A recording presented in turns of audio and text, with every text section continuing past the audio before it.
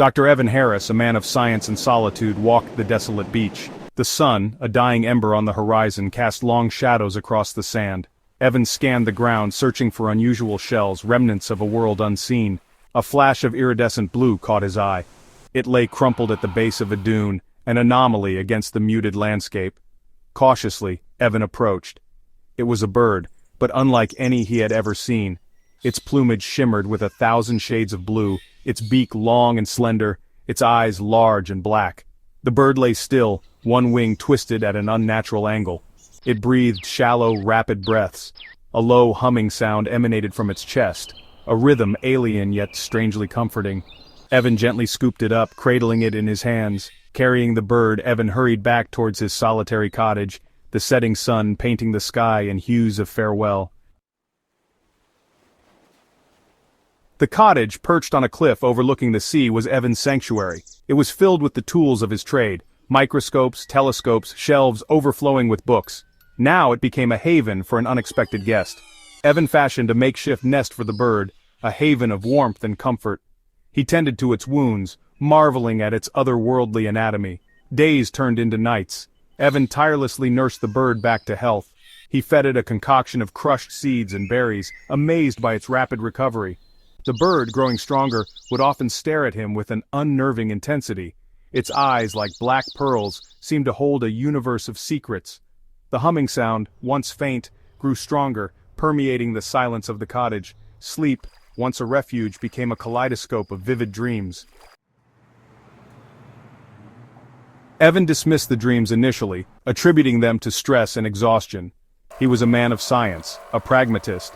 Yet, the dreams persisted, growing increasingly vivid and detailed. He saw stock market crashes, days before they happened. He witnessed a volcanic eruption on a remote island, a news report later confirming his vision. The bird, fully recovered now, would perch on his shoulder, its humming intensifying whenever Evan experienced these premonitions. It was as if the creature amplified his dreams, making the visions clearer, the whispers louder. He couldn't deny it any longer. The bird possessed an ability beyond human comprehension. The weight of this realization pressed down on Evan. He was a guardian of a secret, a custodian of the extraordinary. He felt a sense of wonder, a thrill of discovery, but also a growing unease. What if this knowledge, this power, fell into the wrong hands? The arrival of the strangers shattered the tranquility of Evan's world. They came in a black car, sleek and silent, a predator in the night. Two men, their faces etched with an air of authority, stood at his doorstep. They introduced themselves as government agents, their words carefully chosen, their smiles thin and unconvincing. They spoke of national security, of a matter of utmost importance. Evan saw through their facade.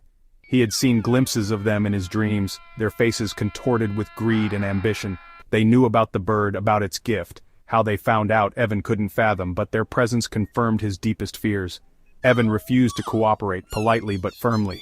The agents left, their smiles replaced by a chilling coldness. Evan knew they would be back. Section 5. A choice to make. Sleep offered no solace. Evan paced his small cottage, the weight of his decision pressing upon him. He could hand over the bird, hoping against hope that its gift would be used for good. But the visions in his dreams painted a different picture. A world manipulated by unseen forces, controlled by the whims of a select few. He could try to run, to disappear into the vastness of the world. But they would find him, he knew. The agents were just the beginning, the tip of a much larger, more powerful entity. They would stop at nothing to possess the bird, its gift too tempting to resist. There was another option, a dangerous path fraught with uncertainty. He could try to harness the bird's gift himself, to use his premonitions to outmaneuver his pursuers. As the first rays of dawn pierced through the gloom, Evan knew he had to make a choice.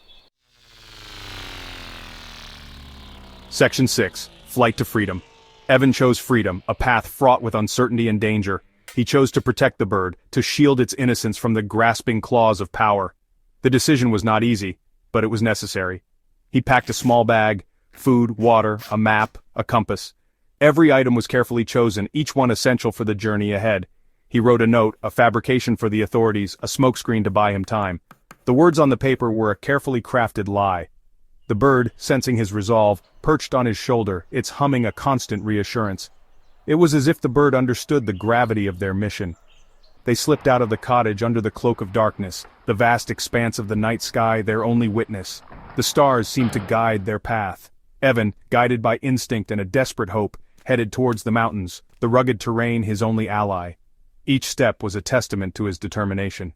He walked for hours, his legs aching, his breath ragged. The journey was grueling, but he pressed on, driven by an unyielding will. The bird, light as a feather, remained perched on his shoulder, its presence a source of comfort. It was a silent companion, sharing in his struggle. They rested in abandoned cabins, ate sparingly, their pursuers always a shadow in the corner of Evan's mind. Every moment of rest was tinged with the fear of being caught. He used his premonitions, fragments of dreams, to stay one step ahead.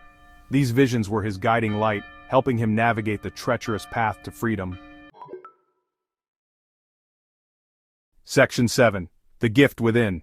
The journey was arduous, a test of endurance and will. Evan traversed vast, rugged landscapes, each step a testament to his determination. Evan scaled treacherous cliffs, navigated dense forests, the bird always by his side. The bond between them grew stronger with each passing day. He slept under the open sky, the stars his only companions, the birds humming a lullaby against the symphony of the night. The vastness of the universe seemed to whisper secrets to him. As days turned into weeks, Evan felt a change within himself. The alien environment, once hostile, began to feel like home. The dreams, once fragmented and chaotic, became clearer, more controlled. He could see visions of the future, glimpses of what was to come. He could sense the ebb and flow of time, the delicate dance of cause and effect. It was as if he was becoming one with the very fabric of reality. The bird's gift, he realized, was influencing him, awakening a dormant potential within his own mind. He felt a surge of energy, a newfound clarity. He started using his premonitions not just to evade capture but to help others. His visions became a tool for good, guiding him to those in need. He warned a group of hikers of an impending rock slide, saving their lives in the process. Guided a lost child back to its village, reuniting it with its worried family. Prevented a tragic accident at a remote mining site, ensuring the safety of the workers. His actions, though shrouded in secrecy, brought him a sense of purpose, a reason to keep going. He felt a deep fulfillment, knowing he was making a difference. The bird, witnessing his transformation, seemed to hum with approval, its glowing presence a constant reminder of the gift within. Section 8. The Echo of Responsibility. They reached the heart of the mountains, a hidden valley untouched by the outside world. A crystal-clear lake shimmered under the watchful gaze of snow-capped peaks. Waterfalls cascaded down sheer cliffs, their music a symphony of nature's grandeur. This was it, Evan knew. This was the sanctuary he had been searching for. He built a small cabin by the lake, a haven of peace and tranquility. The bird, free to roam, explored its new home with joyous abandon. Evan continued to have his visions, though they were no longer driven by fear or urgency. He saw a future where humanity faced great challenges, but also moments of profound beauty and resilience.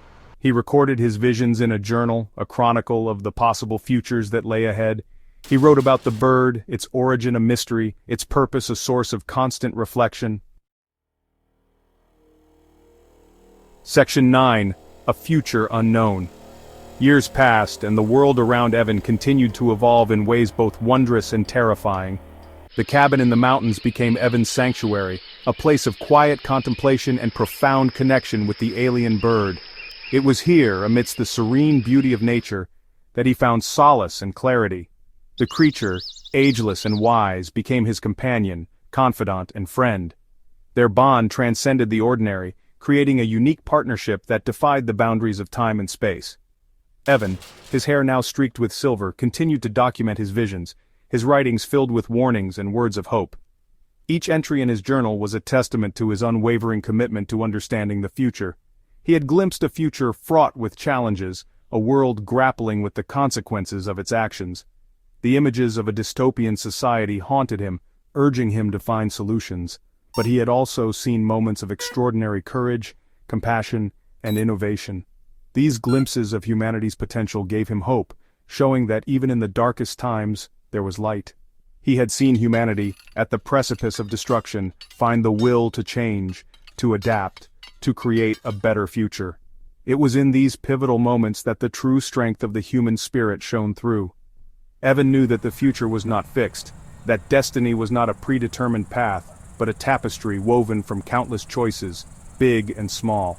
Each decision, each action, contributed to the ever-changing landscape of what was to come. He believed that by sharing his gift, by revealing the possibilities that lay ahead, he could empower others to make informed decisions, to steer the course of history towards a brighter tomorrow.